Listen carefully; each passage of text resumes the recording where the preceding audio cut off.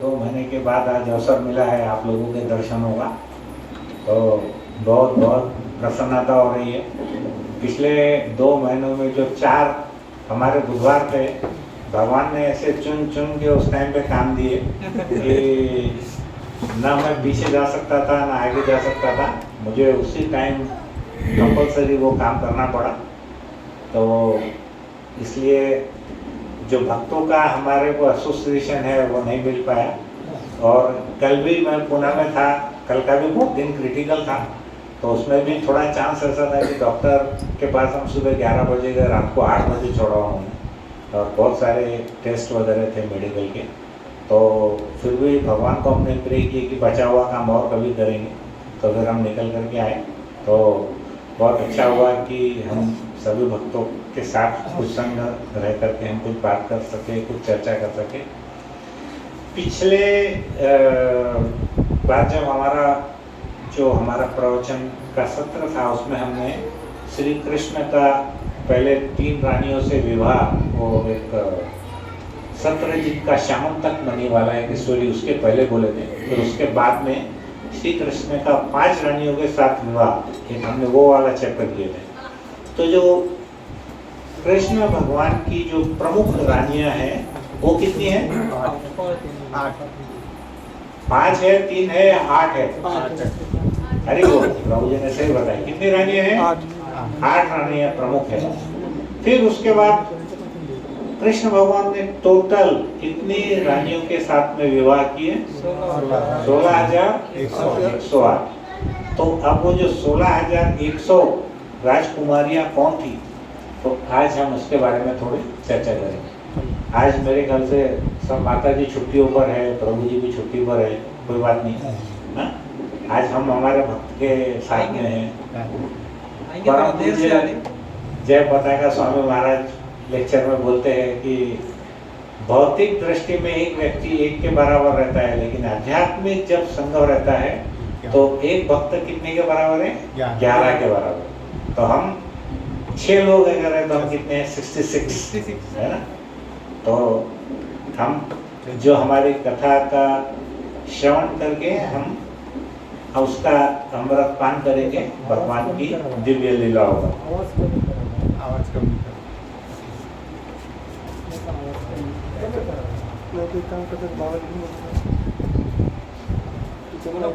हरे कृष्णा। माता जी आवाज बराबर येते का तुम्हाला? ठीक है, आता ठीक है का बघा प्रभु जी? ठीक है। तो आज हम जो एक अध्याय चैप्टर नंबर है 58, उसके बारे में हम थोड़ी चर्चा करेंगे। उसका नाम है भौमासुर का उद्धार। तुम्ही काय करणार इथं बसा. इथं बसा तुम्ही. तुम्हाला आवाज नाही तुम्ही इथं घ्या, इथं घ्या. हरी बोल बोला. हरे कृष्णा कृष्णा कृष्णा हरे हरे, हरे राम राम राम हरे हरे। हरे कृष्णा कृष्णा कृष्णा हरे हरे, हरे राम राम कम हो गया, राम राम हरे हरे। ठीक है, ओके।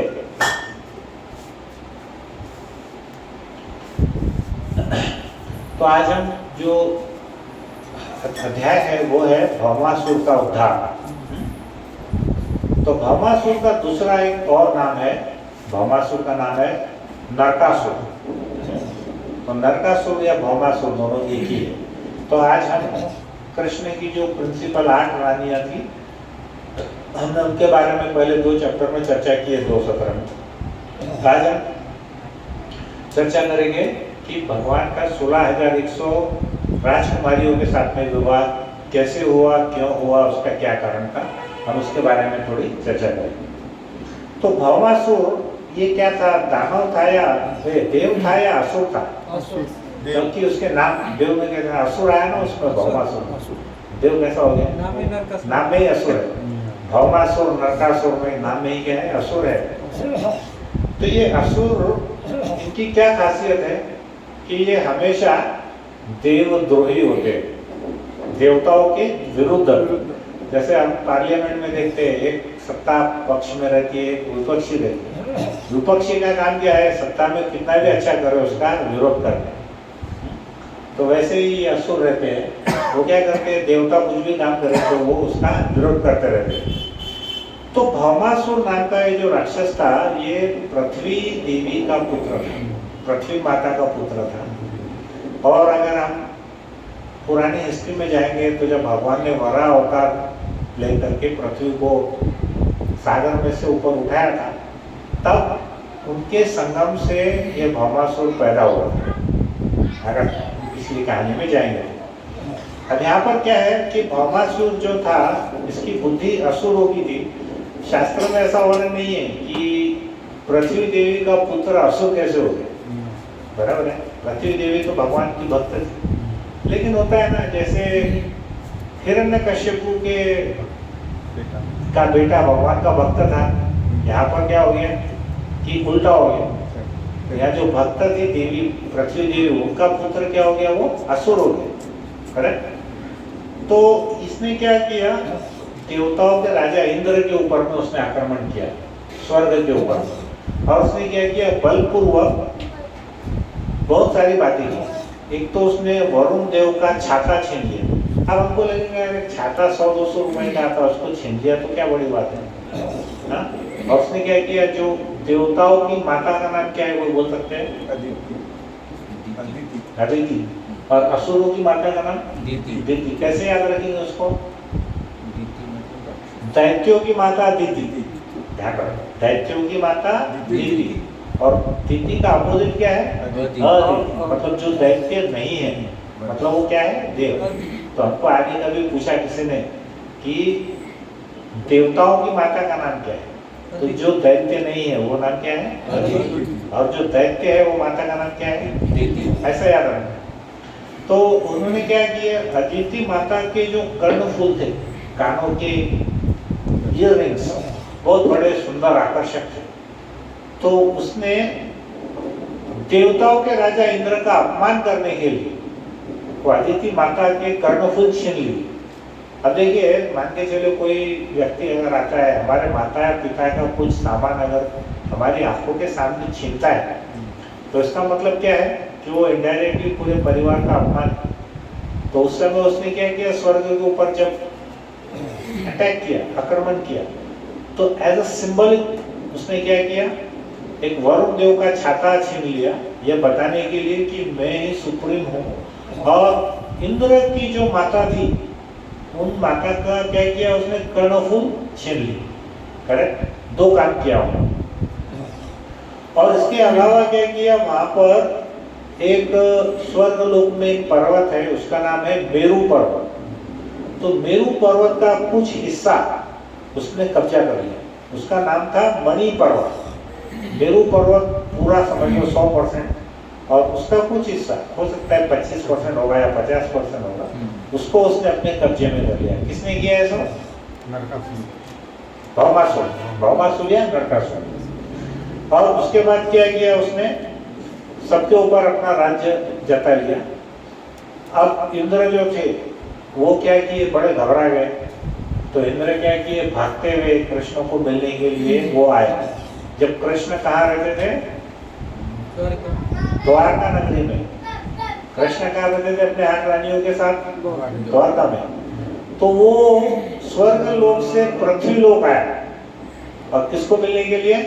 भगवान श्री कृष्ण को। और उसने कंप्लेन किया कि ये जो असुर है, ये असुर क्या कर रहा है? भौमासुर बड़ा बलशाली था, और इसने क्या किया? हमारे स्वर्ग का बहुत सारा हिस्सा छीन लिया। और उसने सबसे बड़ी बात, बहुत हमारी बेइज्जती की, मेरे माता के कर्णफूल इयररिंग्स चुरा लिए, हमारे वरुण देवता का छत्र छीन लिया, और मेरू पर्वत का बहुत सारा हिस्सा उसने कब्जा कर लिया, अपना लिया।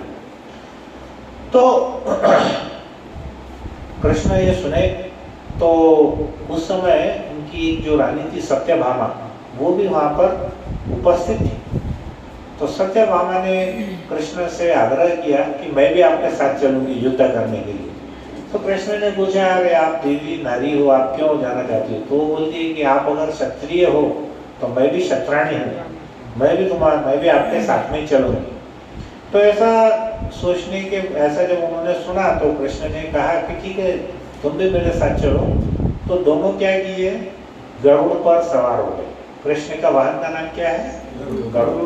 दोनों गरुड़ जी पर सवार हो गए और वो वहां से सीधा उड़े और जो भौमासुर की राजधानी थी वहां पर, उस राजधानी का नाम था प्राग ज्योतिषपुर। वापस से बोलो, क्या नाम था? प्राग तो नहीं, प्राग ज्योतिषपुर। ये वास्तव में आसाम में है। प्राग ज्योतिषपुर कहाँ पे है? आज के आसाम में है। तो वो वहां पर रहता था राक्षस, ये जो भौमासुर था। तो ये क्या किए, दोनों गरुड़ पर सवार होकर के आसाम पहुंचे, जो कि उसकी राजधानी थी। अभी आसाम की राजधानी क्या है? गुवाहाटी। उस समय राजधानी का नाम था प्राग ज्योतिषपुर, है ना। तो वो वहां पर क्या किए, गरुड़ के ऊपर बैठे और दोनों वहां पर वो जो राजधानी थी प्राग ज्योतिषपुर, वो वहां पर चले गए। तो वो जो प्राग ज्योतिषपुर था बहुत ही ज्यादा सुरक्षित था। पूरा जो उनका राज्य था उसमें ऐसा वर्णन है शास्त्र में कि 4 लेयर सिक्योरिटी थी। 4 स्तर की अलग अलग सिक्योरिटी को क्या बोलेंगे, सुरक्षा चक्र। तो 4 स्तर का सुरक्षा चक्र था। तो इसमें उन्होंने क्या किया है कि उसने पहले तो चारों दिशाओं में 4 किले थे, दुर्ग। उससे पूरी दीवार लगी हुई थी और उससे दीवारों से पूरा वो जो उसका राज्य था वो घिरा हुआ था चारों दिशाओं में। फिर उसके बाद क्या था, सब तरफ एकदम जबरदस्त सेना थी वहां पे। सुदृढ़ सेना मतलब क्या, जिनके पास सारे हथियार, उस समय के हथियार क्या थे, AK-47 क्या था, बोला बम, गोला बारूद नहीं। फिर क्या थे उस समय, हरे कृष्णा माता जी तुम्ही उशिरा का आले सगळे जण? हरे कृष्णा, बरोबर आहे, सगळ्यांचं स्वागत आहे। बाकीच्या मातांजींना बोलवा पुढच्या वेळी की परत सगळेजण या म्हणून। ठीक है, तो हम बता रहे हैं भौमासुर का उद्धार, ये कथा हम कर रहे हैं। तो जब कृष्ण और सत्यभामा गरुड़ जी पर वहां गए तो उन्होंने देखा कि ये तो बड़ा मुश्किल है इसको जीतना, क्योंकि वहां पर 4 अलग अलग स्तर की सुरक्षा थी। सबसे पहले सुरक्षा क्या थी कि वहां पर 4 किले थे और पूरी दीवारों से वो जो राज्य था वो सुरक्षित था। और तो सब तरफ वहां पर सेना थी, सेना के पास में बड़े बड़े शस्त्र थे, तो वहां पर थे। अच्छा, उसके बाद उन्होंने क्या किया, भौमासुर ने जो उसके 4 वो थे दीवार थी, उसके नीचे उसने खाई बना के रखा। तो पैदल आदमी उसको क्रॉस नहीं कर सकता था। बहुत बड़ी खाई थी, उसके अंदर में जंगली जानवर, मगरमच्छ, ऐसे बहुत सारे प्राणी थे, तो पैदल भी वो वहां पर जा नहीं सकते थे। तीसरा क्या था वहां पे उसमें, हाँ अब ये बात बड़ी मेरे को नहीं लगी, उसमें क्या था, चारों ओर से विद्युत के तारों से घिरा था। इलेक्ट्रिसिटी के तार भी थे उस समय। आप प्रभु जी देखो, अगर शास्त्र में वर्णन है तो ये तो पक्का है वहां पर। अभी हमको लगता है कि कुछ यूरोप या अमेरिकन लोगों ने इलेक्ट्रिसिटी का आविष्कार किए करके, लेकिन ये 5000 साल पहले की कथा है। उस समय क्या लिखा हुआ है कि वो जो प्राग ज्योतिषपुर राज्य था वो कैसे घिरा हुआ था, चारों विद्युत के तारों से घिरा हुआ था। तो कितने सिक्योरिटी होगी जरा बोलेंगे क्या वापस?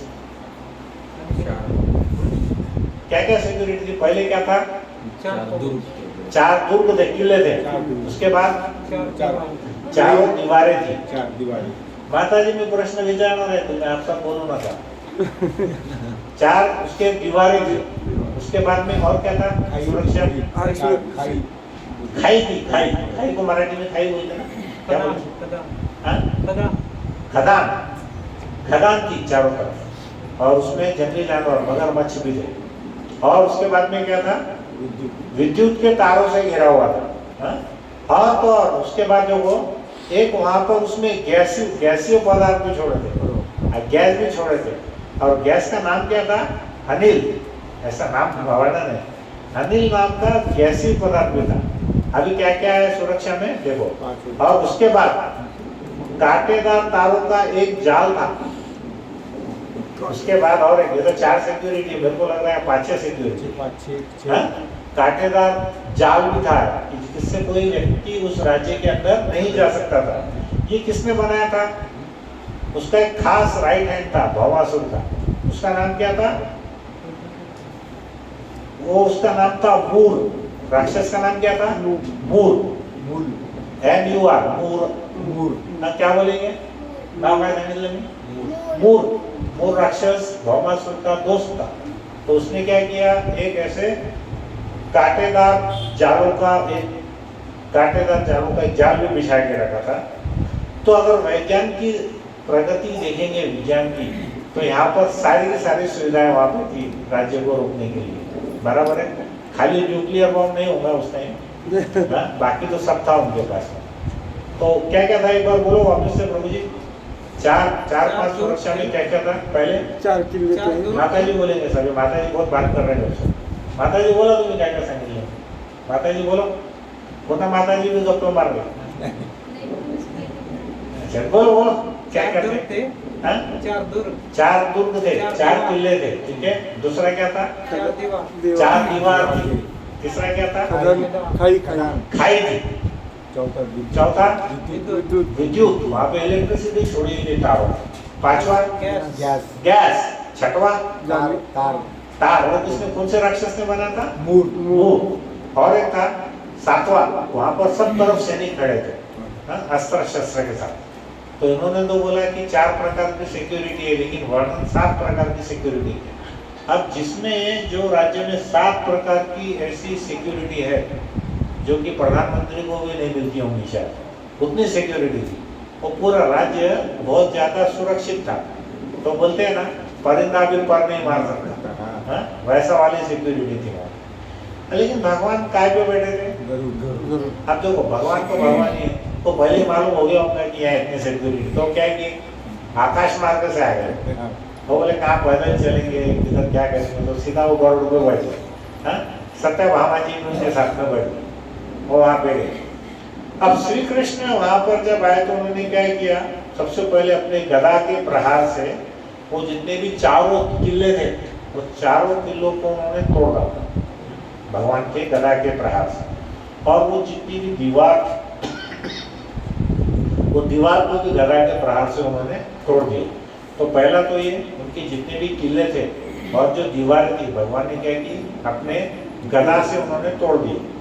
फिर उन्होंने क्या किया, जो सशस्त्र सैनिक थे उसके लिए भगवान ने अपने बाण यूज की, तीर बाण। उन्होंने क्या किया, बाण निकाले और जितने भी सैनिक थे उनको सबको मार दिया और वो सब इधर उधर भागने लग गए।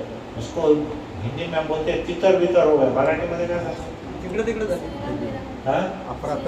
हाँ, तो वो सब इधर उधर भाग गए पूरे के। बहुत सारे उसमें जो सैनिक थे वो मारे गए। और उसके पश्चात क्या हुआ, भगवान ने क्या किया, उनका जो विद्युत का जाल था, अब एक दिमाग लगाओ, उनका जो विद्युत का जो जाल था जिससे उसने इलेक्ट्रिसिटी छोड़ के रखा था, तो भगवान के पास में ऐसा कौन सा शस्त्र है जो विद्युत को निष्फल कर सकता है? सुदर्शन, हरि बोल। भगवान के पास कौन सा शस्त्र है? तो उन्होंने क्या किया, भगवान ने सुदर्शन चक्र निकाला, क्योंकि उसमें खुद इलेक्ट्रिसिटी बहुत है। तो अभी समझ लो, अपने पास कोई हथियार ऐसा ठंडा है और हम गर्म चीज के ऊपर में उसको वार करेंगे तो कुछ काम करने वाला नहीं है। तो उन्होंने क्या किया, भगवान ने अपने सुदर्शन चक्र निकाला और वो सुदर्शन चक्र उन्होंने वो उस जो विद्युतीकरण वाले जो तार थे उसके ऊपर उन्होंने छोड़ दिया। तो उससे क्या हुआ, जो कि विद्युती जो सीमा थी उसको विफल कर दिया उन्होंने, बराबर है, उसको नष्ट कर दिया। और जल में जो खाई थी और सीमा पर जो गैस थी उसको भी उन्होंने नष्ट कर दिया। और जो मूर ने जो विद्युत तारों को से उसको सुरक्षित किया था उसको भी छिन्न भिन्न कर दिया। फिर क्या हुआ, जब भगवान ने ये सब सारी क्रियाएं की तो भगवान के पास एक शंख है। क्या नाम है भगवान के शंख का? पांचजन्य शंख। तो भगवान ने वो शंख बहुत जोर से बजाया तो पांचजन्य शंख की आवाज इतनी तेज आई कि उससे क्या हुआ कि जितने महान योद्धा थे वो सारे के सारे डर के कारण वो बेहोश हो गए, और जितने भी उनके यंत्र थे वो भी सब नष्ट हो गए वो भगवान के शंख से। और शंख की ध्वनि कैसी थी उसके बारे में कैसा पता है कि प्रलय के समय जो वज्रपात होता है उस ध्वनि के समान था, बराबर है। प्रलय के समय, अभी तक हमने प्रलय नहीं देखा है, लेकिन इमेजिन कर सकते हैं कि अगर इतने सारे लोग मार गए और इतने सारे जो यंत्र भी कौन से नष्ट हुए, जो भगवान के लिए युद्ध में प्रयोग कर रहे थे वो यंत्र नष्ट हुए। मान के चलो हमारे घर में है फैन है, लाइट है, और दो चार बड़े बड़े वो क्या बोलेंगे परमाणु बोले हैं या उसको क्या बोलेंगे प्रभु जी, तोप के बोले तो भगवान का कैसा काम रहता है, वो उन्होंने अगर वो शंख बजाए तो फैन और लाइट बराबर चल रहे, लेकिन तोप के बोले नष्ट हो गए। जो युद्ध के अगेंस्ट में यूज होते हैं खाली उतनी चीजें नष्ट है, बराबर है। जैसे भगवान ब्रह्मास्त्र में तुमने देखे होंगे, ब्रह्मास्त्र में क्या होता है, केवल एक ही व्यक्ति जिस पे टारगेट है उसको ही नुकसान होता है, बाकी आजू बाजू में कुछ नहीं होता। मान के चलो एक व्यक्ति है उसको नष्ट करना है, तो ब्रह्मास्त्र अभी जैसे परमाणु शहर में क्या होता है, वो पूरा के पूरा शहर नष्ट कर देता है, उसके बाद में कई सौ साल लगते हैं उसमें वापस से आने के लिए। लेकिन मान के चलो कि एक कोई दुष्ट व्यक्ति है, एक ऐसा तानाशाह है, वो तानाशाह को ही मारना है, बाकी उसकी सेना का तो कोई दोष नहीं, क्योंकि वो तो क्या कर रहे हैं उसके यहाँ पे नौकरी कर रहे हैं, वो तो पेट भर रहे हैं, तो वो क्या करेंगे, वो अपने राजा की बात उनको सुनना पड़ेगा। तो फर्क क्या है, ब्रह्मास्त्र क्या करेगा, खाली वो तानाशाह को मारेगा, बाकी इसको कुछ नहीं करने वाला। लेकिन परमाणु बम गिराएंगे तो क्या करेगा, समूल राष्ट्र को नष्ट करेगा। तो कौन सा ज्यादा एडवांस है, ब्रह्मास्त्र ज्यादा एडवांस है या परमाणु बम ज्यादा एडवांस है, बराबर है। तो हमारे पास पहले ब्रह्मास्त्र की टेक्नोलॉजी और उसके बाद ये घटिया टेक्नोलॉजी इन्होंने लाए यूरोप अमेरिका के लोगों ने, और ये अपने आप को बता रहे कि हम तुमसे कितना आगे। अभी देखो, अभी कौन सा हमारा चांद के ऊपर में गया, चंद्रयान गया, बराबर है। जो अमेरिका का खर्चा हुआ उसके 10% पे हमने चंद्रयान छोड़ दिया। पूरे अमेरिका की यूरोप की हवा टाइट है कि ये कैसा करेगा, हाँ? और 10% के अंदर में उनकी जो एक पिक्चर बनती मूवी, उसकी कीमत हमारे चंद्रयान से 10 गुना ज्यादा है। जैसे उनकी पिक्चर मान के चलो 4000 करोड़ की बनती, तो हमारा एक चंद्रयान 600 करोड़ में चला गया। तो पूरा यूरोप अमेरिका परेशान है कि ये लोग इतना आगे कैसे है कि नहीं। ज्यादा करके केरला साइड से, क्या केरला साइड, हाँ जो भी है तो इंडियन ही ना, जहाँ के भी है तो भारतीय ना, हाँ।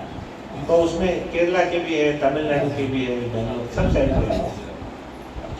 तो उसमें क्या हुआ, उसका एक जो दोस्त था असुर का दोस्त कभी भी असुर रहने वाला है, उसका नाम क्या बोला था मैंने, मूर। और वो मूर जो असुर था उसका भी वर्णन बहुत खतरनाक है। मूर जो था उसके कितने सिर थे, 5। रावण के कितने सिर थे, 7। मतलब ये रावण का थोड़ा छोटा वाला फॉर्म है, 50% ऑफ रावण। कितने मुख थे उसको, 5। अच्छा, वो कहाँ रहता था, वो जल में रहता, पानी के अंदर। और उसमें क्या खासियत थी, बहुत प्रकाशवान था, बोले तो बहुत चमकता था, इतना चमकता था उसका चेहरा कि उसको कोई भी साधारण व्यक्ति अपनी आंखों से देख नहीं सकता। कौन, किसकी बात कर रहे हैं, कि भौमासुर। बीच में चेक करना पड़ता, हमारा रेवती नंदन प्रभु जी बोलते थे ना रेंज में है कि नहीं। उन्होंने क्या किया, अपने कथा के अंदर में 5-6 बार मंत्रा देवी की लोग जय बोलने लगे, दुर्योधन की जय बोले, और बीच में चेक करते थे लोग सो रहे कि जग रहे। तो वैसा अपने को रेंज में देखना है कि भाई बराबर चल रहा है क्या, भौमासुर है क्या मूर है करके पहले चेक करना पड़ेगा ना अपने को। तो मूर कैसा था, बहुत तो क्रोधित था। उसका क्रोध कैसा था, जो अग्नि के समान, जैसे अग्नि प्रज्वलित होती है ना, उसके समान वो बहुत ही ज्यादा क्रोधित होता था और उसके जो अंदर से शरीर का तेज था वो कैसा था, चमकदार था, इतना चमकता था कि वो खुली आंखों से देख नहीं सकते थे।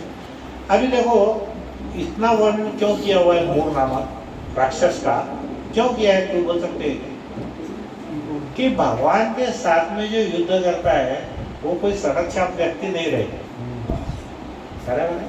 भगवान के साथ में युद्ध करने के लिए हमारे आपके जैसे साधारण लोग नहीं रह सकते, सड़क छाप नहीं बोलूंगा तो साधारण लोग नहीं रह सकते। भगवान के लिए लड़ने के लिए उनके जैसा शक्तिशाली व्यक्ति की जरूरत है, बराबर है ना? इसलिए खास करके जो भौमासुर का मित्र है मूर, ये भौमासुर के समान ही उतना ही ज्यादा शक्तिशाली है, बराबर है? तो उन्होंने क्या किया, उस मूर नामक राक्षस ने पहले कृष्ण के साथ में बहुत युद्ध किया। पहले क्या किया, उसने देखा कि सबसे ज्यादा तकलीफ कौन दे रहा है, तो उसको दिखा कि गरुड़ तकलीफ दे रहे हैं।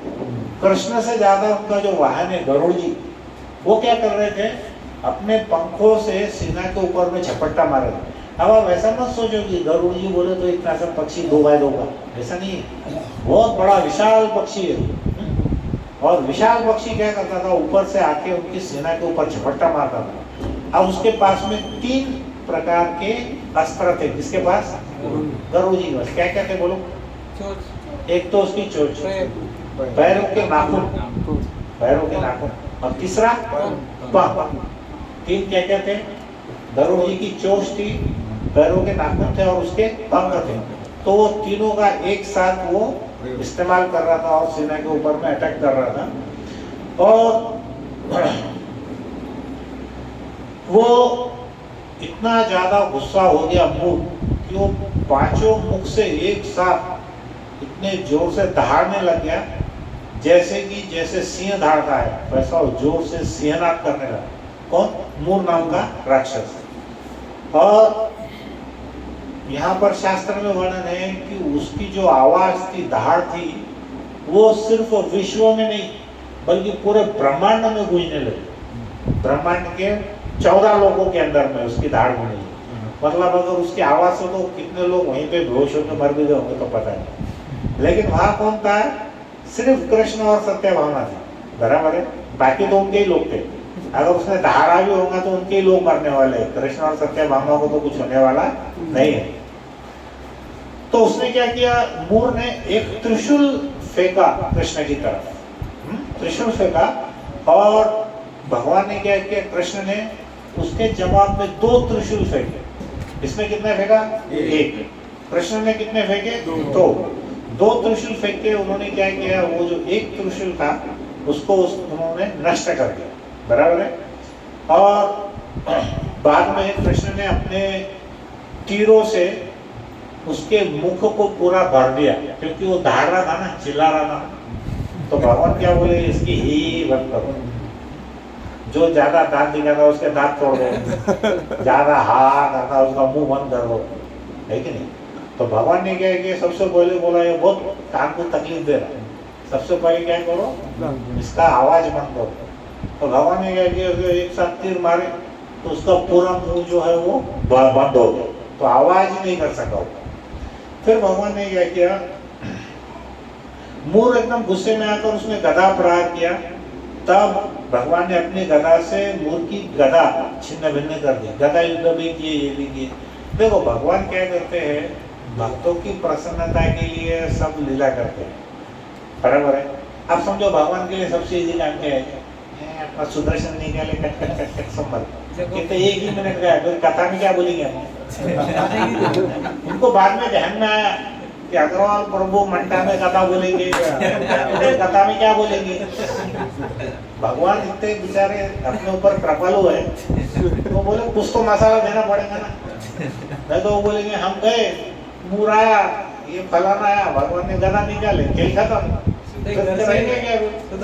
सुदर्शन भेज हो गई खत्म। फिर आपने चलो महाप्रसाद है गोविंद, नेक्स्ट टाइम पे भक्त ही नहीं आएंगे। काय लावलं हो, काय कथामध्ये कोणी सांगू शकतो कथा? ये राक्षस है, वो राक्षस है बोलने का बाद में क्या अपना सुदर्शन खत्म, है कि नहीं? लेकिन भगवान क्या करते, भक्तों को प्रसन्नता के लिए सभी लीलाएं करते। अब इतने बड़े बड़े हमारे आचार्य हैं, उनको फिर बोलने के लिए मसाला क्या मिलेगा अगर ये कथा नहीं बोलेंगे तो? हमारे जैसे के लिए क्या रहेगा यहाँ पे? हाँ? भगवान क्या मस्त अपना पूरे 3 घंटे की पिक्चर बताते हो, सब आराम से सुनो, एंजॉय करो। हाँ?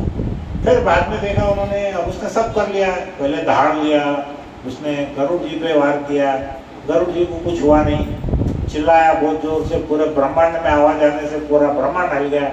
कृष्ण जी को और सत्यभामा को कुछ नहीं हुआ। तो कृष्ण जी सोचे ये बहुत आवाज कर रहा, बंद करो आवाज इसकी। उन्होंने क्या किया, फटाफट उसके तीर बाण मारे, उसका मुख बंद कर दिए। एक ध्यान है कि अपने को एकलव्य की कथा में कुत्ता भोगता रहता है, तो उस टाइम में क्या करते एकलव्य, उसका आवाज बंद करते, वैसे ये कुत्ता ही था। हाँ? और एकलव्य के रूप में बोलते हैं यहाँ पे भगवान कृष्ण थे। तो उन्होंने क्या किया, बोला ये कुत्ता बहुत आवाज कर रहा था, इसका मुंह बंद करो। तो मोर का मुंह उन्होंने बंद कर दिया बराबर है। फिर आखिर में जब उसका मुंह बंद हो गया, तीर भी नहीं चला पाया, तो उसने क्या किया, गदा फेंका। गदा फेंका तो कृष्ण ने भी अपनी गदा फेंक के उसकी गदा नष्ट कर दी। फिर अब कुछ बचा नहीं, फिर कृष्ण बोले यार बहुत टाइम हो रहा है, अभी बहुत लोगों से लड़ने गए, चलो इसका काम समाप्त करते। फिर लास्ट में भगवान ने क्या किया, सुदर्शन चक्र निकाला। और सुदर्शन चक्र निकालने के बाद में उन्होंने सुदर्शन से उसके ऊपर में वार की। तो कितने सिर कटे उसके? 5, है ना? 5 सिर कट गए उसके, 5 सिर cut cut cut cut cut ऐसे ऐसे जाके नीचे गिर गए। और उसका सिर, उसका वर्णन ऐसा है, वो ऐसे नीचे गिरा जैसे कोई पर्वत का शिखर, पर्वत की जो चोटी रहती वो समुद्र में ऐसा बड़ा विशाल कोई शिखर नीचे गिरता ना, उस प्रकार से उसका सर नीचे जाके जल में गिरा, क्योंकि वो कहाँ रहता था, जल के अंदर रहता था, बराबर है। तो उसकी तुलना कैसी की, जो पर्वत का शिखर है, पर्वत का शिखर जब समुद्र में गिरता, उसी प्रकार से जो 5 सिर थे वो कट करके कहाँ गिरे, उसके जल के अंदर गिरे।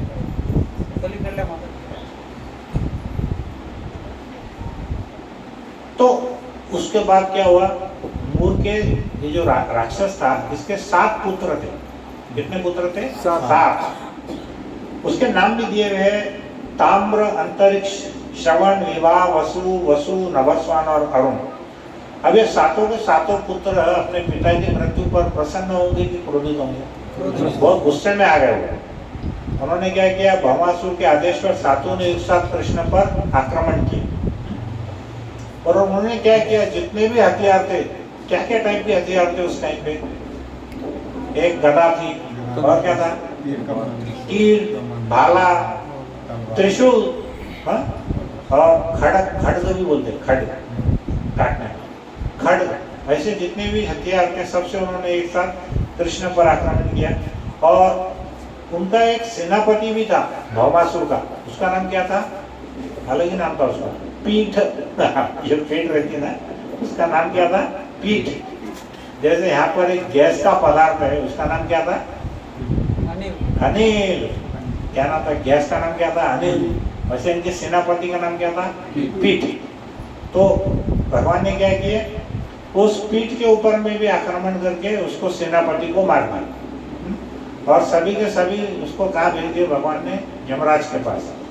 लेकिन जिसकी भी मृत्यु भगवान के हाथों द्वारा होती तो क्या होता, उसको वैकुंठ धाम मिलता, बराबर है, करेक्ट। अब इसके बाद क्या हुआ, भौमासुर जो था, अब इसका नंबर आया। अब कैसा हो गया, उसका जो नीचे का व्यक्ति सेनापति भी मर गया, उसका बहुत शक्तिशाली जो मित्र था मूर राक्षस, वो भी मर गया। अब किसका नंबर था, भौमासुर का नंबर था। भौमासुर का दूसरा नाम क्या है, माता जी पीछे वाले, आपने बोलो, पीछे वाले बोलो, भौमासुर का दूसरा नाम बोलो, माता जी बोलो, माता जी दूसरा नाम क्या था, हाँ मोटा ने बोला जरा, नरकासुर। क्या नाम था, और वो किसका पुत्र था, नरकासुर किसका पुत्र था, पृथ्वी का, पृथ्वी देवी का पुत्र था। माता जी अगले बार सब टाइम पे आओ, कोई भी लेट मत करो प्लीज, सब टाइम पे आओ, तो फिर हमको कथा में प्रश्न उत्तर देने में मजा आएगी कुछ तो। पहले माता जी लोग भी उत्तर देते थे, प्रभु जी सुस्त रहते थे। आज बेटा है प्रभु जी फॉर्म में है, माता जी ठंडे है। माता जी क्या कर रहे हैं, 7:30 7:15 आराम से आ गए और हमारे देवपति प्रभु 8 बजे अलार्म लगा देते, बंद करो माता जी अगली बार आएंगे नहीं करते। हाँ? माता जी लोगों से विनंती है 6:45 बजे शार्प आओ, 6:45 बजे। हाँ? अभी देखो मौसम भी बहुत अच्छा है, कुछ प्रॉब्लम नहीं है, ठंडी के दिन भी नहीं है ना, तो सब जने आओ। देखो हम दिन के 24 घंटे गुनीले 15 दिन, मतलब कितने हो गए, 15 दूनी 21, 360 घंटे हम क्या कर रहे हैं, शरीर को एंजॉय कर रहे हैं। खाली हम 1.5 घंटा 2 बार आ रहे हैं, बोले तो कितने दिन, खाली मुश्किल से 3 या 4 घंटे बराबर है। और 360 घंटे में से अगर हम हमारी आत्मा के लिए 4 घंटा भी नहीं देंगे तो क्या होने वाला है, आगे सब परेशान रहने वाले हैं। मैं नहीं बोल रहा, शास्त्र बोल रहे। हाँ, अभी हमने जो कथा करवाए थे जालना में, इस ग्रेस रेवती नंदन प्रभु जी का इतना सुंदर लेक्चर हुआ, इतना अच्छा हुआ। माता जी लोग कितने आए थे अपने जालना में आपके यहाँ से? वो खाली मेरे ख्याल से पूना माता जी आए 1-2 बार, आपके साथ में और कोई थे? जालना जिले में पहला होगा। हाँ? ऐसा प्रोग्राम पहला होगा। हाँ, ऐसा मैं नहीं बोल सकता। हाँ, रेवती नंदन प्रभु ने बहुत सुंदर प्रोग्राम किए और बहुत ही आनंद आया। देवपति प्रभु पूरा डंडे मारते हमारे साथ। हाँ, तो कैसा था, जो देखो कथा में कितने लोग आए वो महत्वपूर्ण नहीं है, कथा में कितने लोगों पर भक्ति का प्रभाव पड़ा वो महत्वपूर्ण है, बराबर है। अब मान के चलो 20 लाख लोग आ गए कोई कथा में, 10-10 लाख भी आ रहे हैं कहीं पे, बाद में क्या कर रहे हैं, कथा सुनने के बाद वापस वही चालू है अपना, चाय बीड़ी पान तंबाकू गुटखा नशा मांसाहार सब कर रहे हैं। तो क्या फायदा क्या है उसको, कुछ है फायदा? लेकिन हमारी कथा में मान के चलो केवल 100 ही लोग आ रहे, लेकिन 100 में से 10 लोगों के भी मन में प्रभाव पड़ा तो वो ज़्यादा महत्वपूर्ण है, बराबर है। प्रोग्राम पे ऐसे थे कि हर एक के मन में प्रभाव पड़ा। हाँ, मन में प्रभाव पड़ा, वो प्रभाव पड़ा रेवती नंदन प्रभु जी की शुद्धता का। पहली बात तो क्या है, वो प्रभु जी ब्रह्मचारी है। दूसरी बात, वो पूरा प्रसाद जो था वो खुद अपने हाथ से बनाया, मतलब हमने उनके लिए किचन की सामग्री के लिए उनके रूम में दिए। तीसरी बात, रेवती नंदन प्रभु जी ने 7 दिन में एक बार भी मेरे को कॉल नहीं किए कि मेरे को ये चाहिए, ये उनकी मानता थी। नहीं तो क्या होता है, जितने भी बड़े बड़े स्पीकर आते हैं, जितना हमको हमारे मेहमानों को झेलना पड़ता है उनसे ज़्यादा उनको झेलना पड़ता। ये हमारे इस्कॉन की खासियत है। क्या खासियत है? शुद्धता। और प्रभु जी ने कोई भी डोनेशन नहीं दी, हम हमारी इच्छा से देते हैं तो मंदिर को जाता है, मंदिर वाले हमको रसीद भेजते हैं, बराबर है। आपको देना है तो, नहीं देना है मत। दूसरे कथाओं के अंदर में किसी का 10 लाख का रेट है, किसी का 20 लाख का रेट है, और वो क्या करते हैं, वो जो यजमान है उसको पूछते हैं, अरे ये 51,000 का तो पूरा सीट खाली है, क्या हुआ, कोई आया क्यों नहीं 51,000 वाले में?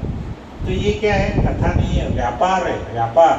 ऐसा व्यापार नहीं चाहिए हमको। हमारे मन के अंदर में शुद्धता आना चाहिए, कुछ ना कुछ हमको 1% तो भी फर्क पड़ना चाहिए कथा का, वो कथा इसलिए इम्पोर्टेंट, बराबर है ना। तो यहाँ पर हम जो कथा कर रहे हैं, हम क्या कर रहे हैं, हमको किसी भी चीज हमको बदले में नहीं चाहिए। हमको क्या चाहिए, केवल भक्ति और भगवान का प्रेम चाहिए, है ना, जो कि बहुकीमती है, उसकी कोई कीमत नहीं है, बराबर है। तो हम जो कथा कर रहे हैं, माता जी 6:45 बजे शार्प आ जाओ। कोई मरने वाला नहीं है आपके पीछे से, कोई आपका बेटा भूखा रहेगा नहीं, पति जाएगा नहीं, किसको कुछ पड़े नहीं। कल हमारा शरीर छूट गया, कोई दुनिया रुकने वाले नहीं है। इंदिरा गांधी मर गई, जब बोलते थे लोग कि देश रुक जाएंगे, इंदिरा गांधी मर गई, लोग बोले अच्छा हो गया।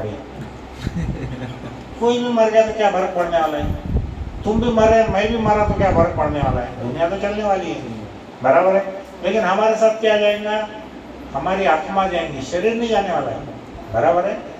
तो टाइम पे जो आता, माता जी देखो, मेरे को देवपति प्रभु की बात एक बहुत अच्छी लगती, समय की पाबंदी, जो मुझे भी बहुत पसंद है। शार्प आना है, कितना भी कष्ट हो, कितनी भी तकलीफ हो, एक छोटी सी तपस्या नहीं कर सकते हम। अब वो प्रभु जी, रेवती नंदन प्रभु जी ब्रह्मचारी है, खाना हाथ से बना रहे।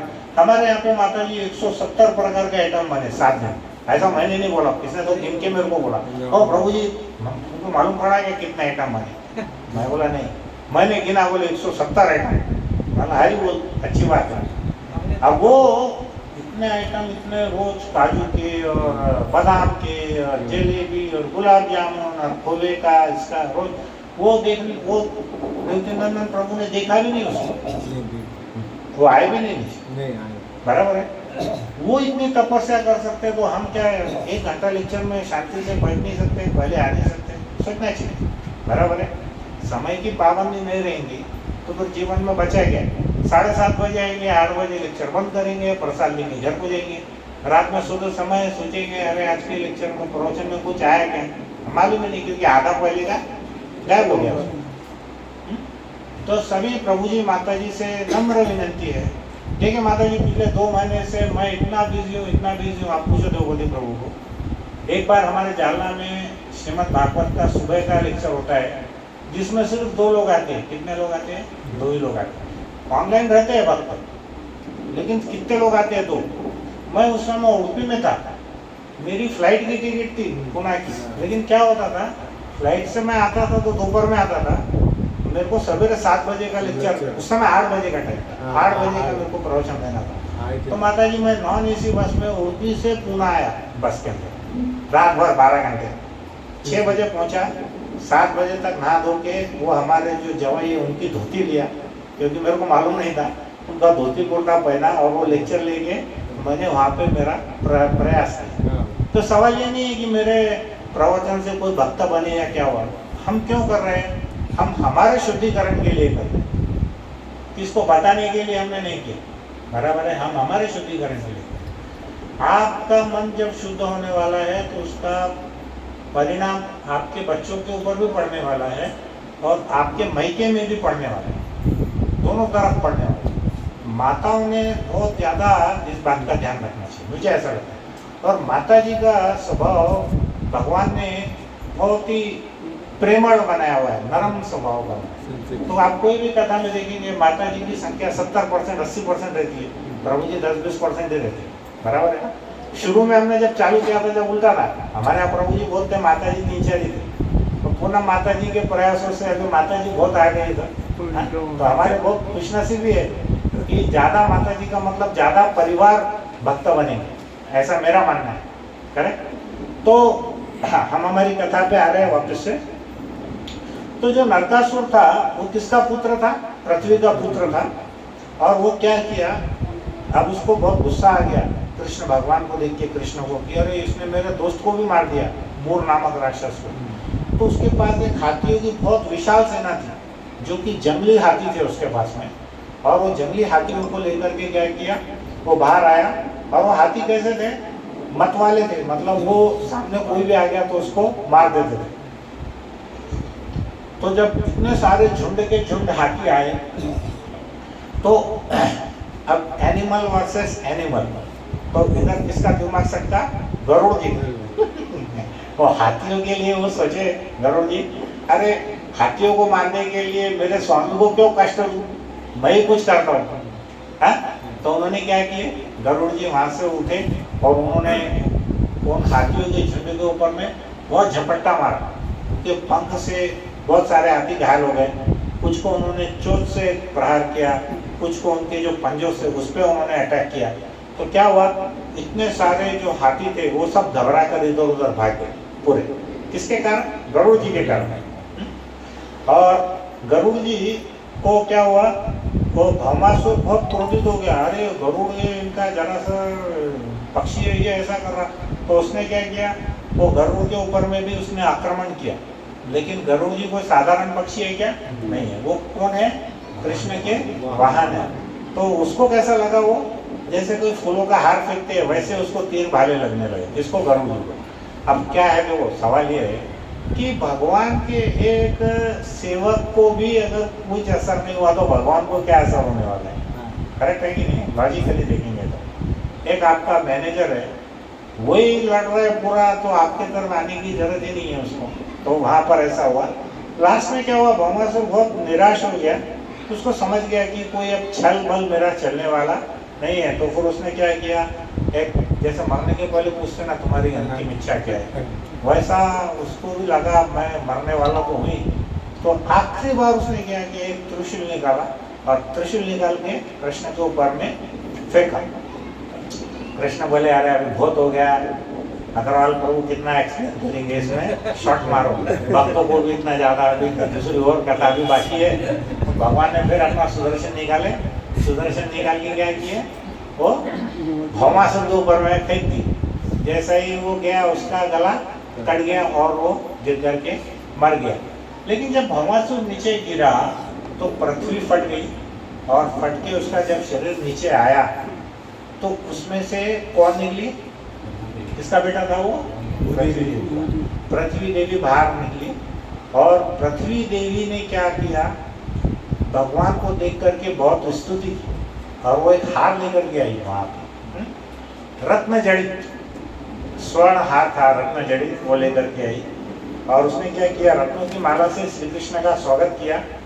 और उन्हें वो जो सबसे इम्पोर्टेंट चीज थी, स्वर्ग की जो शान थी, वो क्या थी प्रभु जी, जो भौमासुर लेके आया था, कुंडल। सबसे ज्यादा भाव में कैलाश प्रभु है बोले, 3 बार उनके लिए हरि बोल बोलो, हरि बोल, हरि बोल, हरि बोल। मेरे को लग रहा है कि वो सबसे ज्यादा रेंज में है। क्या तो कर्ण फूल वो लेकर के आया।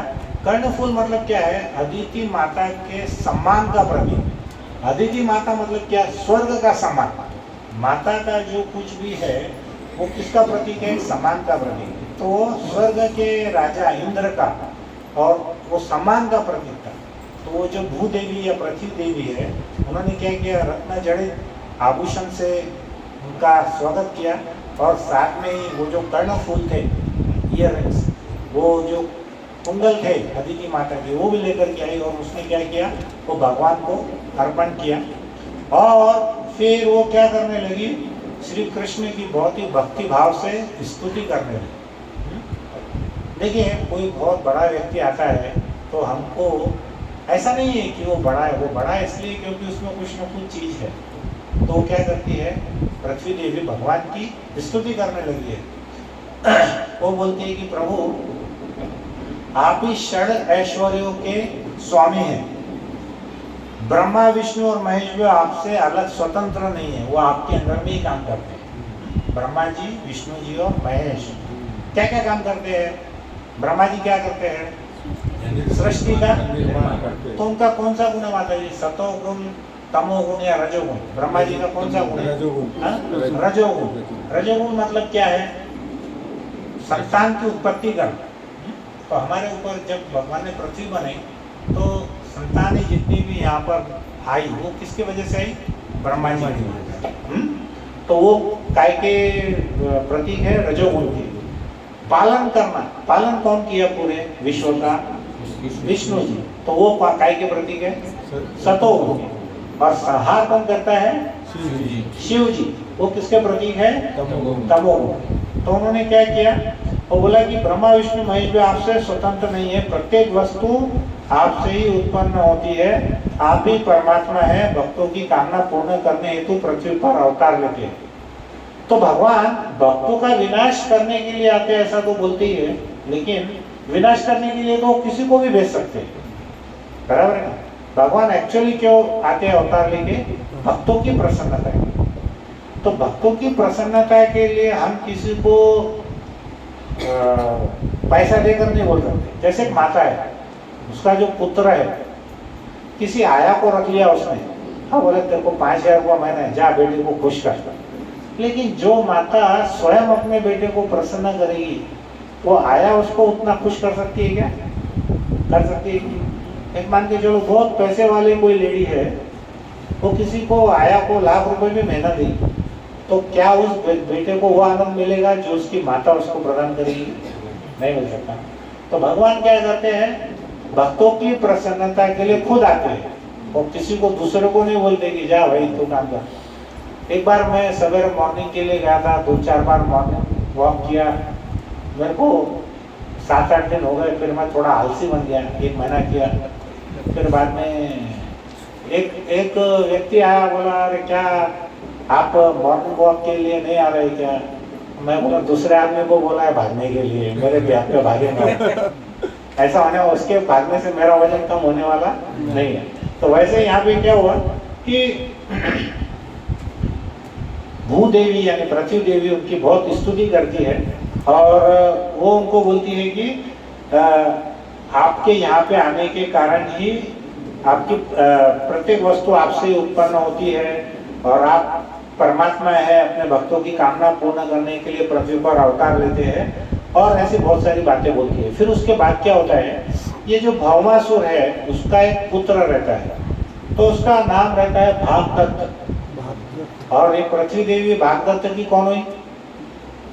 दादी, दादी। पृथ्वी देवी कौन हो गई? देखो, पृथ्वी देवी के पुत्र का नाम क्या है? भौमासुर। और भौमासुर के पुत्र का नाम क्या है? भागदत्त। तो भागदत्त और पृथ्वी देवी का क्या रिश्ता है? आजी का और पोते का, दादी पोता, है ना। तो वो क्या करती है, अब उसका बेटा तो मारा गया, तो भगवान को प्रार्थना करती है कि जो भागदत्त है, प्रभु ये अपने पिता की मृत्यु के कारण बहुत ही ज्यादा भ्रमित हो गया था, इसको कुछ समझ नहीं रहा है क्या करना है, तो आप क्या करो, कृपया इसको आप आपके चरण कमलों में लो और इसको आशीर्वाद दो, ताकि ये जितने भी पिताजी के जो पाप है उससे ये मुक्त हो सके। मतलब उसको उसके पिता के पाप का फल इसको नहीं भुगतना पड़े। हर एक माता चाहती है कि मेरा अगर बेटा जीवित नहीं है तो कम से कम पोता तो भी सुरक्षित रहना चाहिए। तो भगवान से प्रार्थना करती है कि इसके पिताजी के पापों का फल इसको मत दो, ऐसी वो प्रार्थना करती है। और उसके बाद क्या होता है, कृष्ण बोलते हैं, उनको आश्वासन देते हैं कि ठीक है आप भयभीत मत हो, ऐसा वो आश्वासन देते हैं। फिर क्या करते हैं भगवान, उसका जो महल था राजा का नाम क्या है, किसका महल था?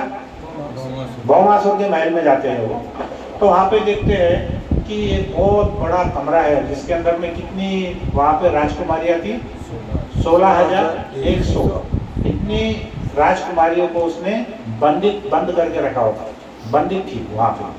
और उसके बाद उसने जब वो वहाँ पर उसको बांध के रखा था कैप्टिविटी में, तो जब उन राजकुमारियों ने कृष्ण को देखा तो वो उनको देखते से मंत्र मुग्ध हो गई, बहुत ही प्रसन्न हो गई और मन ही मन वो उन्होंने क्या किया, श्री कृष्ण को अपना पति मान लिया। और उन्होंने क्या किया, अंतर्यामी रूप में कृष्ण को प्रार्थना की कि आप हमें स्वीकार कर लीजिए। ऐसा क्यों किया उन राजकुमारियों ने, को बोल सकते हैं? उनको लगा होगा उनको कोई स्वीकार नहीं, एग्जैक्ट रीजन बोलो। 16,100 राजकुमारियों ने क्यों प्रार्थना की कि भगवान हमारे पति बने? पिछले मराठीत सांगा। त्याच्या काही काळ त्यांच्या ताब्यात राहिल्या बाया, त्या बाया आता घरी कुठे जाऊ शकत नाही। अरे हरी बोल। तो वो जो जितनी भी लड़कियां थी वो तरुण थी, और पहले जमाने में, क्या अभी भी ऐसा है, अगर कोई लड़की किसी के कैप्टिविटी को क्या बोलते हैं हिंदी में, बंधन किसी को बंधक बना लिए और उसके बाद वो अगर वापस जाए तो उससे कोई शादी करने के लिए इंटरेस्टेड नहीं रहता है, बराबर है। अभी तो समाज बहुत विचित्र चल रहा है, अभी वो शायद ऐसा तो आगे आ जाओ। हरे कृष्णा प्रभु जी, आपके लिए अलग से सेकंड लेक्चर भी चालू करेंगे। तो वो क्या हुआ, जितनी भी जो राजकुमारियां थी वो राजकुमारियों ने क्या किया, बहुत ही मन से भगवान को हृदय से प्रार्थना की कि आप हमको स्वीकार कर लीजिए। और भगवान क्या करते हैं, उनकी प्रार्थना स्वीकार करते हैं। और भगवान ने क्या किया, फिर वो जो उसका महल था जो बहुत ऐश्वर्यशाली था, तो वहाँ पे क्या किया, वो 16,100 राजकुमारियों के लिए जितने भी हाथी चाहिए थे, घोड़े चाहिए थे, रत्न चाहिए थे, मूल्यवान कीमती चीजें उन्होंने वहां से निकाली और वो सब 16,100 राजकुमारियों को उन्होंने वहां से घोड़े के ऊपर में, हाथी के ऊपर में विदा किया। कहाँ के लिए? द्वारका के लिए। और उसका जो राज्य है वो किसको सौंपा भगवान ने? क्या नाम था पोते का? भागदत्त। देखिए भगवान के षड ऐश्वर्य कौन से हैं? सौंदर्य, शक्ति। एक बोलो। सौंदर्य, ऐश्वर्य मतलब पैसा, उसके बाद शक्ति, उसके बाद ज्ञान, और यश। यश। यश हमारे पास सब है, लेकिन हमको यश नहीं मिलता, वो भी भगवान के पास है। लेकिन सबसे बड़ा गुण क्या है भगवान का? वैराग्य। वैराग्य। देखो अभी हमारे पास में बहुत बड़े बड़े अरबपति खरबपति है, उनके पास 6 में से 5 चीज शायद मिल भी जाए। वैराग्य है क्या उनके अंदर में? मैंने बहुत इसके बारे में सोचा प्रभु जी। हमारे पास बहुत बड़े बड़े लोग हैं, अंबानी अडानी ये वो हमारे नमके नमके सब, सबका दिमाग क्या लगे हुए है? खाली पैसा कैसे बढ़ाओ। वैराग्य की भावना किसमें है क्या? यहाँ पे भगवान की वैराग्य की भावना है कि इतना बड़ा राज्य मिलने के बाद भी भगवान ने उसको छोड़ दिया। बराबर है? किसके लिए? उसके पोते के लिए। भाग दत्त को उन्होंने दे दिया और भगवान वहां से निकल गए। तो लॉर्ड क्या करते हैं कृष्णा, जब ये अभी यहाँ का एक एपिसोड हुआ, तो ये 5-7 मिनट अपने को ज्यादा लगेंगे आज। 4 हफ्ते का कसर नहीं करूँगा तो 5-20 मिनट आपको देना पड़ेगा, ठीक है? माता जी लोग लेट आए, उसका भी वो पनिशमेंट मिलने वाला है, दंड 20 मिनट का। हाँ चलेगा ना माता जी? आपके प्रभु जी ऑब्जेक्शन लिए तो पूनम माता जी और द्रौपदी प्रभु को ही बोलो। तो उसके बाद क्या हुआ, यहाँ पे एक एपिसोड खत्म हुआ भगवान का कि 16,100 रानियों को उन्होंने कहा भेज दिया, हाथी घोड़ों पे बिठा के द्वारका को पूरा के पूरे वो लोग चले गए। अब क्या हुआ, सत्यभामा और कृष्ण जी काय पे सवार थे? गरुड़ पे, घोड़े में नहीं, गरुड़ जी। तो अब देखिए, अब आप मेरे को बताइए कि ये होने के बाद ये दोनों कहाँ जाने वाले थे? कहाँ जाएंगे? द्वारका वापस जाएंगे कि और नहीं जाएंगे? अब ये खत्म हो गया युद्ध। खत्म होने के बाद कृष्ण और सत्यभामा जो गरुड़ पे बैठे थे वो वापस कहाँ जाने वाले हैं? कहाँ जाएंगे? हाँ, एक ही आदमी रेंज में आज फुल लास्ट प्रभु कहाँ जाएंगे? ऊपर स्वर्ग में। क्यों जाएंगे वो? एग्जैक्टली, क्या के लिए जाएंगे वो? कुंडल देने के लिए, माता अदिति को बताने के लिए, इंद्र को बताने के लिए कि भाई तुम्हारा जो राज्य है वो मैंने वापस कर दिया। सबसे पहले कौन आया था भगवान की मदद मांगने?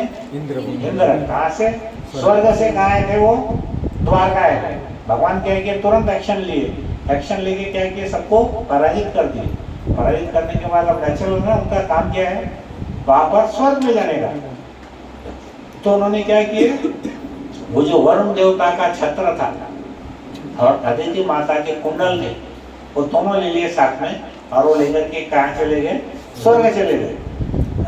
वहां पे वहाँ उनके जो महल में जब भगवान प्रविष्ट हुए इंद्र के, तो इंद्र देव की पत्नी का नाम क्या है? शची माता। शची माता। और किसका नाम है? चैतन्य महाप्रभु की माता का नाम भी शची देवी। तो ये दोनों वहां पर थे। और इंद्र की माता का नाम क्या है? अदिति। इंद्र की पत्नी नहीं, मदर। ये इंद्र की वाइफ है शची देवी। अदिति। अभी हम इस्कॉन में सबको माता जी बोलते तो पत्नी कौन है और माँ कौन है उसमें फर्क नहीं समझता।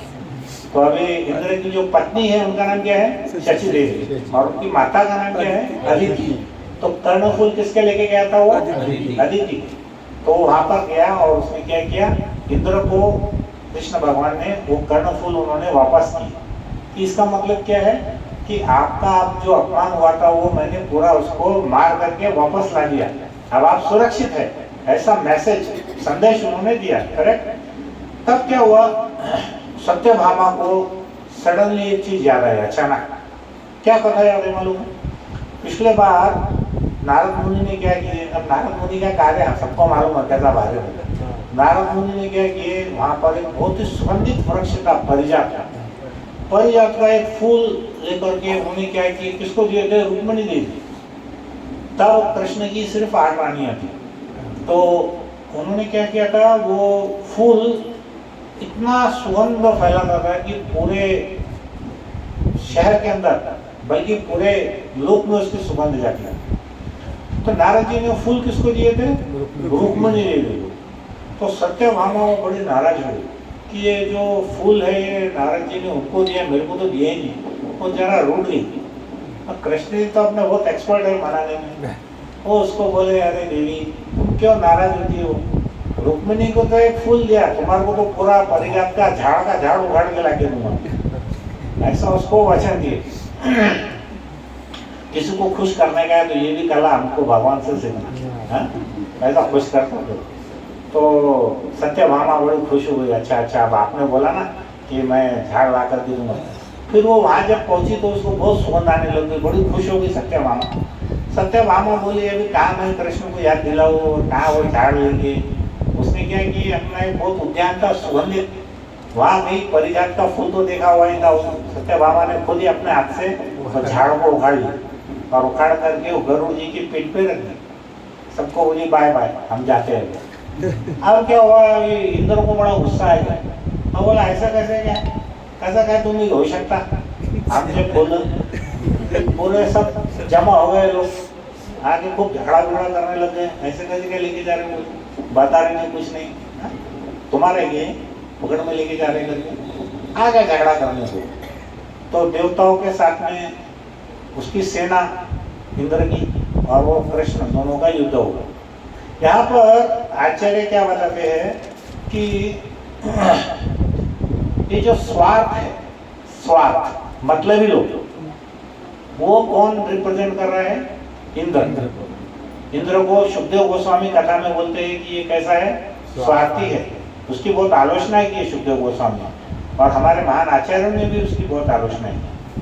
तो उन्होंने बोला कि जो आज के जमाने में जो मटेरियलिस्टिक लोग हैं, जो भौतिकतावादी लोग हैं, वो कैसे इसी प्रकार के मतलब रहते हैं। दो ही क्वालिटी है उनमें क्या करने का। पहला तो ऐसा है, जब काम पड़े तो लीक द बुट, उनके जूते को चाटो।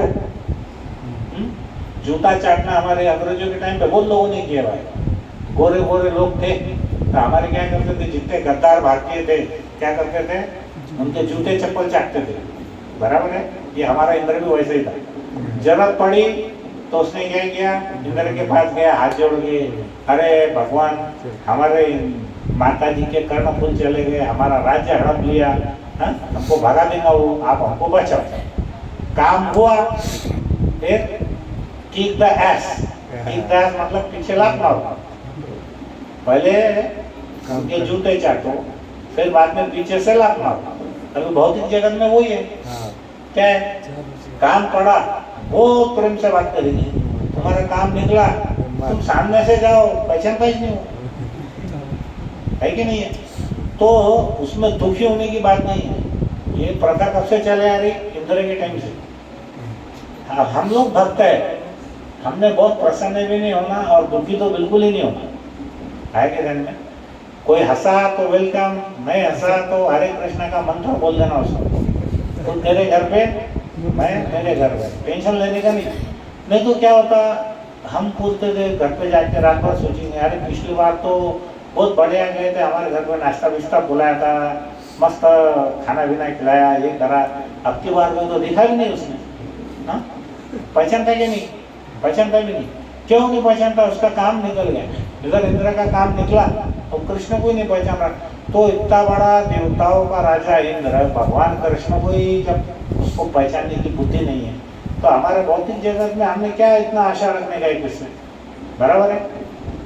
भक्त ने कभी भी किसी भी हालत में विचलित नहीं होना, ये चीज हमको सीखना है। चाहे कितना भी अच्छे दिन आओ या कितने भी बुरे दिन आओ, हमने किसके ऊपर आश्रित रहना है? भगवान के ऊपर। करेक्ट? तो ये सीख हमको देखने को मिली। तो यहाँ पर श्रील प्रभुपाद अपने तात्पर्य में क्या बोलते हैं कि अत्यधिक संपत्ति मानव को स्वार्थी बना देती है। आप जितने भी कृष्ण भक्त देखेंगे उसमें आपको ज्यादा अधिक संपत्ति वाले लोग नहीं मिलेंगे। शंकर जी के भक्त बहुत पैसे वाले मिलेंगे। आप सोचना है मैं जो बोल रहा हूँ, शंकर जी के भक्त बहुत पैसे वाले मिलेंगे। शंकर जी क्या करते हैं, शमशान घाट में रहते हैं, बेचारे लपेट लेते कुछ तो भी लायन क्लॉथ, हाँ, शरीर पे भस्म लगाते, लेकिन उनके भक्त बहुत पैसे वाले हैं। हमारे कृष्ण जी वो कौन सा चिर सैया पे रहते, पूरा आभूषण के साथ में, वो अनंत शेष उनकी सेवा कर रहे, लक्ष्मी जी पैर दबा रहे, ऐसे ऐश्वर्य में रहते। भक्त कैसे रहते हैं? सब खान गोपाल। बराबर है। एक यात्रा को जाने का 1000 रुपये हो प्रभु जी, खूब अवगढ़ है वो, 2000 रुपये की यात्रा नको जमना नहीं। तो अपने भक्त कैसे सब बेचारे बहुत गरीब अवस्था में रहते, तो इसमें अपना कुछ टेंशन नहीं लेने का, कृष्ण के भक्त ही गरीब रहते।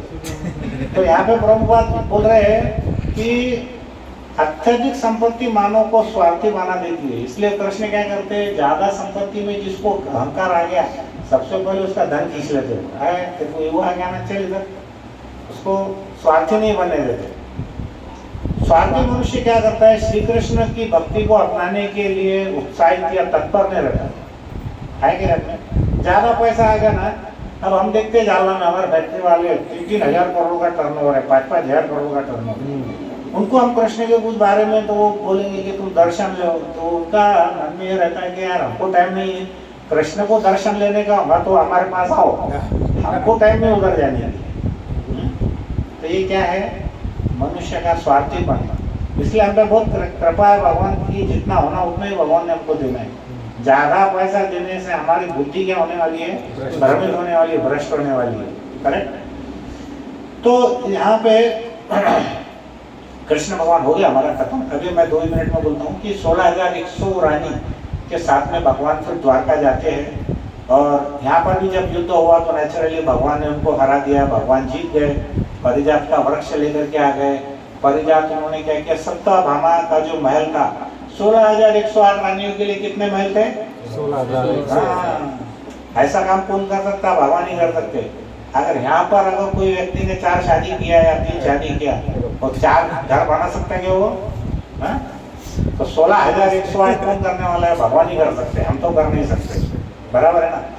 तो यहाँ पर क्या किया, भगवान ने उनके जो उद्यान था सत्यभामा का, उसके अंदर में वो परिजात वृक्ष लगा दिया। उसकी सुगंध इतनी जबरदस्त थी कि पृथ्वी तो छोड़ो, स्वर्ग के जो राजहंस थे वो उसमें का मधु लेने के लिए स्वर्ग से नीचे उतरने लगे, ऐसा वर्णन है उसके अंदर, है ना। इसके बाद में क्या किया, 16,100 रानियां जो थी उसके साथ यथोचित भगवान ने विवाह किया। एक ही समय में जो मुहूर्त था, शुभ मुहूर्त, एक साथ 16,100 शादी किए भगवान, एक ही समय। कैसे किए, 16,100 उन्होंने अपना एक्सपांशन बढ़ा, विस्तार किया, 16,100 विस्तार किया। और वो कैसे रहने लगे, जैसे मनुष्य और एक पत्नी रहते, स्त्री पुरुष, उस प्रकार से भगवान रहने लगे। और जितने भी क्या बताते हैं कि ब्रह्मा जी और अन्य देवताओं में भी भगवान की ये जो दिव्य लीला है उसको समझने में असमर्थ है। फिर हमारे जैसे लोगों को तो समझ में आने वाला ही नहीं है, किसको बोलेंगे 16,100 भगवान ने अवतार ऐसे विस्तार किए, तो समझ में आने वाला है क्या दिमाग में, नहीं। नारद जी भी जब द्वारका में आए थे एक बार बहुत सालों के बाद में, तो देखिए उन्होंने 16,108 महल में 16,108 कृष्ण थे, और चकरा गए, अरे कैसे पॉसिबल है। बाद में क्या हुआ, जब उनकी सभा भवन था सुधर्मा, जहाँ पर उनकी जितने भी राजनीतिक चर्चा चलती थी, तो भगवान क्या है कि अपने महलों से एक साथ बाहर निकले, 16,108 का वो कॉर्पोरेशन करके एक ही कृष्ण बन के वो सभा में घुसे। तो कभी भी सभा में भगवान 16,108 रूप में नहीं थे, तो नारद जी भी चकरा गए, ऐसे कैसे संभव है करके। तो भगवान की लीलाएं अनंत है, और जहाँ पे जो प्रत्येक रानी थी उनके हाथ के नीचे हजारों दासियां थी, एक एक रानी के नीचे भगवान की सेवा करने के लिए। लेकिन वो जो रानियां थी वो क्या करती थी, भगवान की सेवा स्वयं अपने हाथों से करती थी।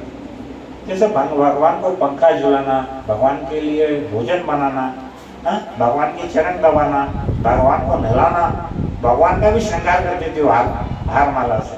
तो यहाँ पर शास्त्र बताते हैं कि पति पत्नी का संबंध में जैसे पति पत्नी के लिए कार्य करता है, पत्नी ने भी पति के लिए अपने आप को समर्पित करना चाहिए, ताकि उनकी जिंदगी हमेशा खुशहाली ऐसा चले। भले हमारे पास में बहुत पैसा हो, हमारे पास बहुत दासियां हो, बहुत सारे नौकर नौकरानी हो, लेकिन अगर हम जब अपने हाथों से सेवा करते हैं तो उसका आनंद अलग होता है। जैसे आपको याद है, यशोदा माता को एक बार ध्यान में आया कि कृष्ण भगवान है ना, जितनी भी गोपियां उनके घर में मक्खन क्यों चुराते हैं। तो यशोदा माता को लगा कि देखो हमारे यहाँ जो मक्खन बना रहे हैं ना, वो दासियां बना रही है, दासियां बनाती है। तो शायद इसलिए वो भगवान को टेस्ट नहीं आता और इसलिए वो दूसरों के घर में जाके चोरी करते हैं। तो फिर उसमें जो हमारी दामोदर लीला है उसके पहले क्या करते हैं, 9 लाख गायों में से वो कुछ 9 गाय कुछ चुनती है, उसका वर्णन बहुत डिटेल में है, उसका फिर वो माखन बना के कृष्ण के लिए बनाती है। तो स्वयं अपने हाथों से भगवान के लिए उन्होंने इतनी सारी सेवा की। तो हम यहाँ पर ये आज का जो हमारा अध्याय था कि भौमासुर का वध, इसमें से 2 मिनट में 2 पॉइंट बोलो जो आपको अच्छे लगे। क्या सीखने को मिला आपको कथा में, बोल कुछ सीखने को मिला या नहीं मिला?